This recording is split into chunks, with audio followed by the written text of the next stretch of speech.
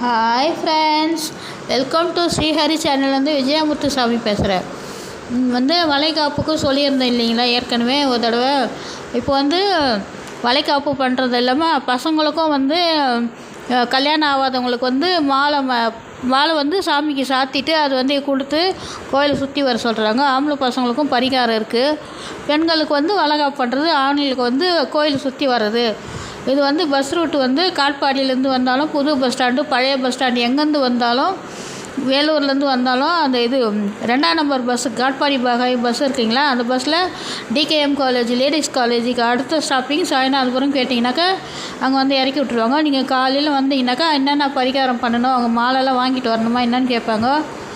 அவங்க சொல்லுவாங்க. நீங்கள் வேணுன்றதை அவங்களுக்கு வாங்கிட்டு கொடுத்தீங்கன்னா சாமிக்கு அலங்காரம் பண்ணிவிட்டு அது நமக்கு எடுத்து கொடுப்பாங்க.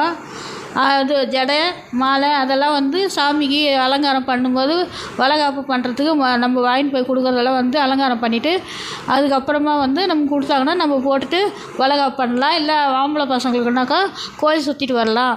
அந்த மாதிரி விருப்பப்பட்டவங்க செஞ்சிங்கன்னா பலன் அடையலாம். ஓகேங்களா? ஓகே, பாய். எல்லாம் கமெண்ட் பண்ணுங்கள், லைக் பண்ணுங்கள். ஓகேங்களா? ஷேர் பண்ணுங்கள்.